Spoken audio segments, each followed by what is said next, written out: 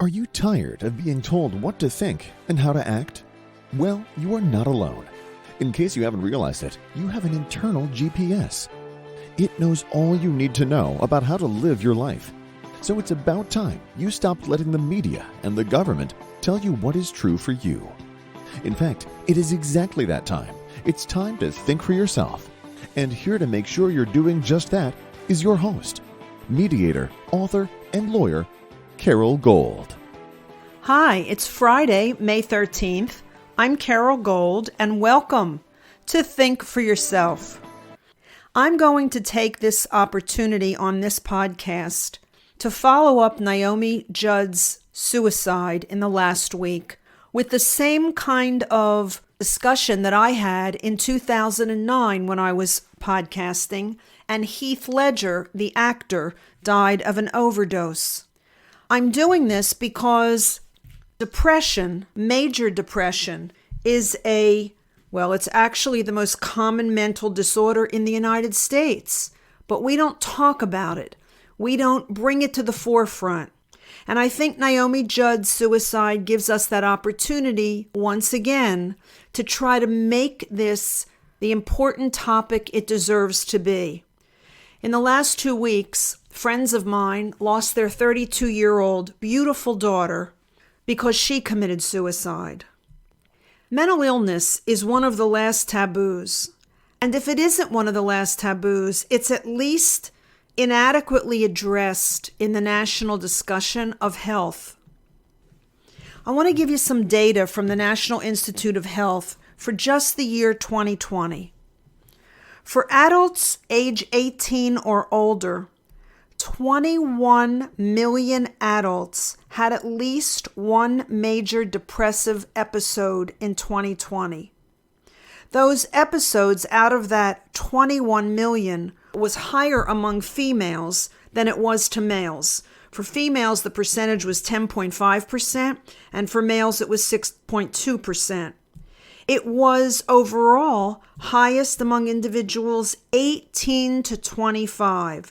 That age group comprised 17% of the 21 million. And it was even higher among those who reported having multiple, 2 or more, major depressive episodes.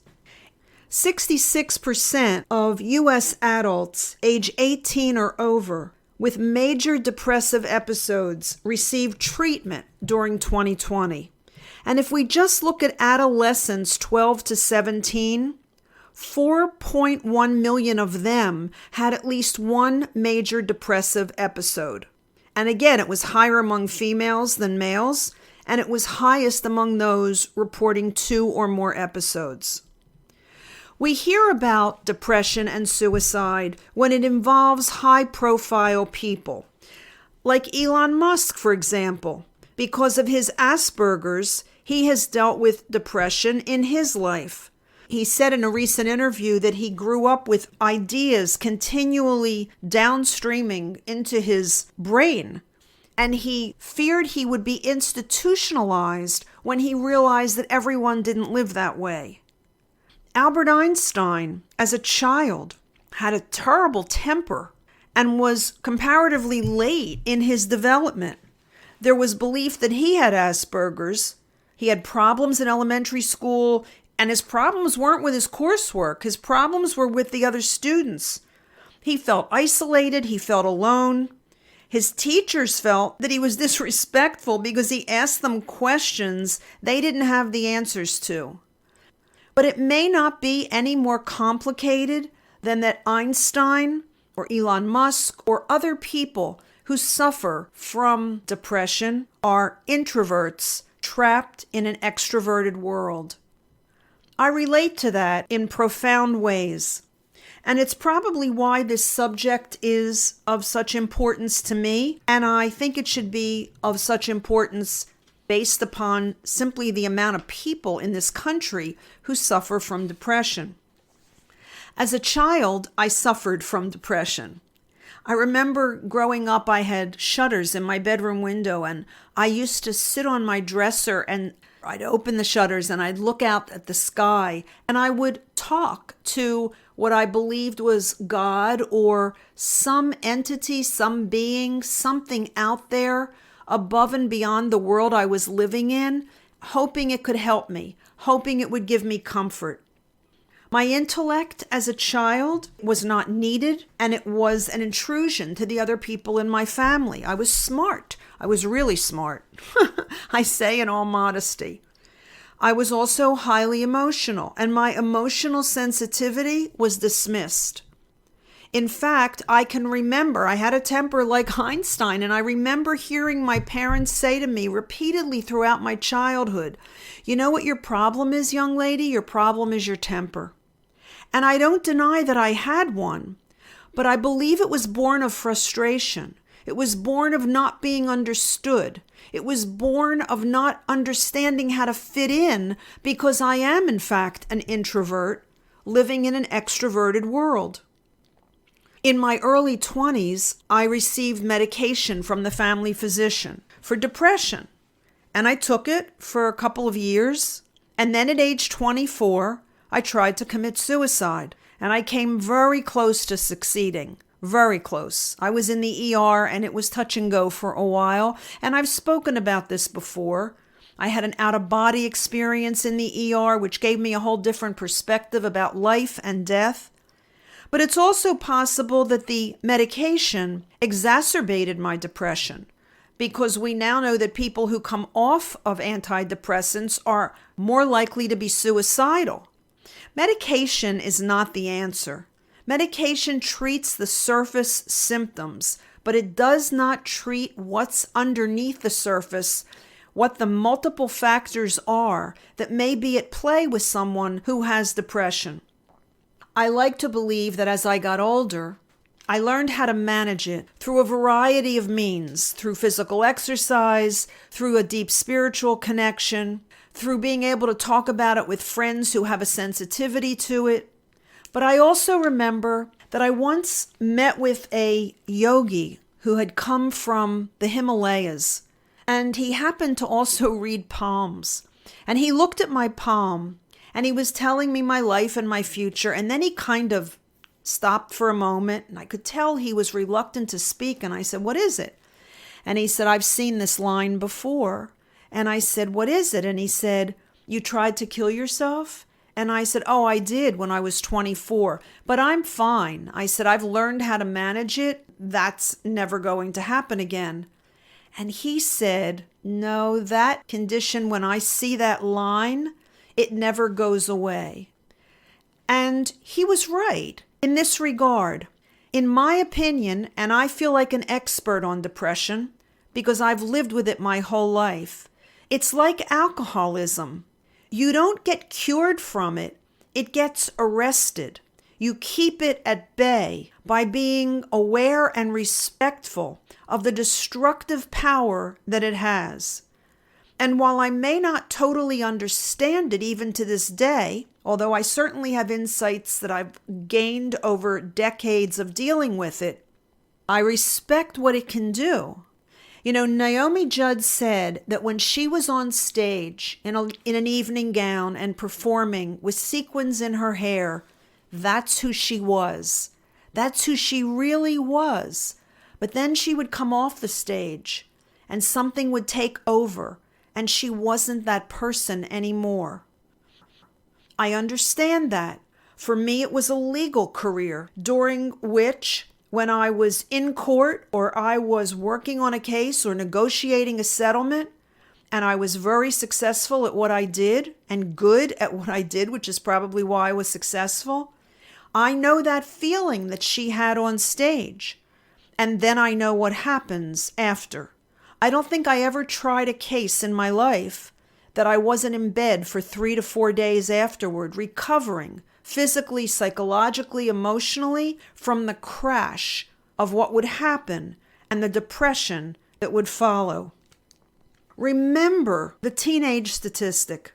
4.1 million teenagers in this country had at least one major depressive episode in 2020.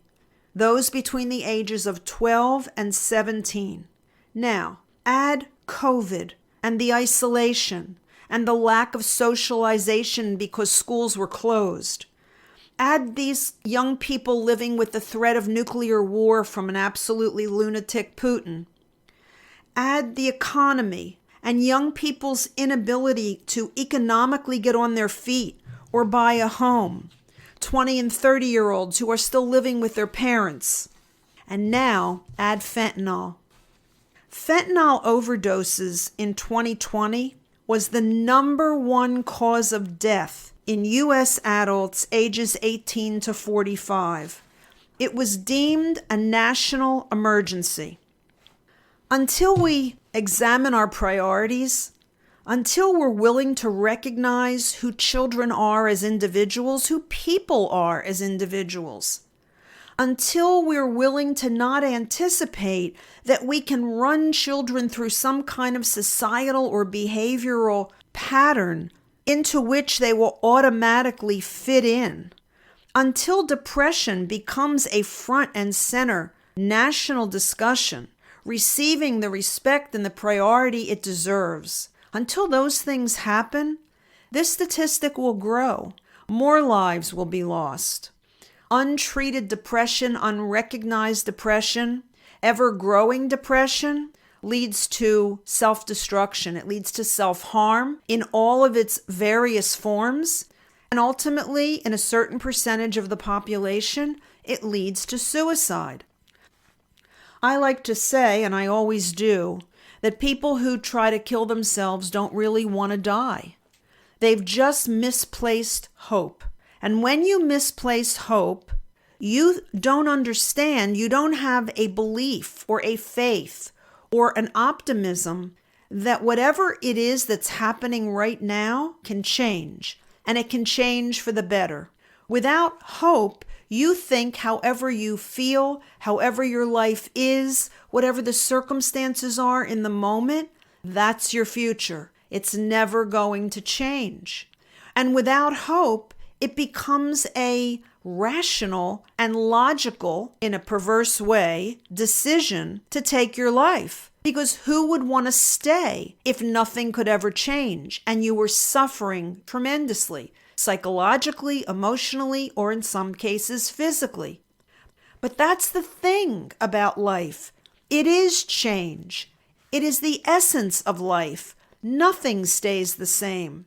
And it's why holding on to hope is so important, and why providing the kind of encouragement, support, and hope to people who are struggling to deal with mental disorders like depression, that we provide those things in order to give people life jackets to help them get through what seems like otherwise unbearable transits. I call myself an expert in depression and suicide because I've been there and I've done that. And there are a lot of people who have books and theories and education around mental health and whatever, and I'm not saying they don't know. I'm only saying that unless you've been there, unless you've been immobilized and unable to move because you're so depressed, unless you can't find an optimistic thought to hold on to, unless leaving the earth looks like a better option than living on it or in it, unless you've been there, unless you've had those feelings, it's all just an intellectual exercise. I spoke for years to high school students, seniors, juniors and seniors, talking to them about depression, suicide, and bullying. And I always talk from my heart about this subject because it is dear to me, because I almost lost my life, but for a set of, maybe you could call it lucky circumstances, or you could call it divine intervention, whatever you call it. I almost wasn't here. And if I had left that day at age 24, I would have missed so many things. I would have missed becoming an attorney. I would have missed all the people I was able to help when I practiced law. I would miss love. I would have missed marriage. I would have missed divorce. I would have missed adopting my daughter. I would have missed raising my child. I would have missed the young woman that she's become. I would have missed the wisdom that age has brought me. There's been pain along the way, and there's been joy along the way. But you can't have one without the other. And that's another realization that has to happen for people who think that life is too hard. The realization is that it is both hard and it is joyful. It is both a struggle and it is the most exciting and wonderful explosion of the human heart when love is exchanged between people. It is an incredible sense of personal power when you bypass even your own expectations of yourself in either a craft or a skill or a job or a service or in any way that you realize that there are no limits, that everything and anything is possible. These are the things that people have difficulty recognizing when they're in a state of depression. The kindest thing you can do for someone who's in a state of depression is to be there for them, is to not allow them to be alone, because they're already alone inside themselves. They feel disconnected. And I personally believe that it is the introverts. It is the most artistic, the most creative, the most out-of-the-box kind of personalities and perceptions are those who suffer the most, because we do live in an extroverted world. And being an introvert is no different than landing here from Mars or Jupiter or anywhere else and trying to fit in. I often joke that the reason I became an attorney is because right before my soul entered this body, they had me sign paperwork that I was coming back into this life. And I forgot to turn it over and read the fine print on the back, which is how I got here, because I thought I was on my way to Jupiter. And now I've been stuck here on Earth for decades. And I became a lawyer so that I would never again sign a piece of paper for which I had not read the fine print on the back. I make a joke and I make light of it.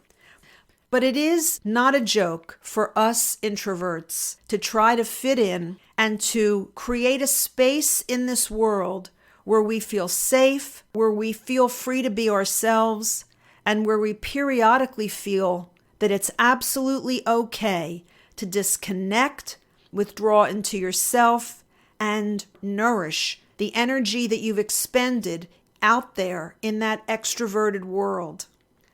I hope that it doesn't take too many more high-profile suicides or the statistic on fentanyl deaths to climb much higher before we give mental health, and particularly major depression, the time, the energy, the respect, and the care that those who suffer from it deserve. Thanks for listening. I'm Carol Gold. I'll be back here again on Monday, and until then, by all means, think for yourself. Carol thanks you for spending your valuable time with her. It is her mission to empower you to remember how smart and capable you are. Be sure to check out Carol's website, carolgold.com. That's Carol with an E, gold.com. Please leave a review and subscribe here so you'll be alerted to Carol's next podcast. Until then, above all else, remember, it's time to think for yourself.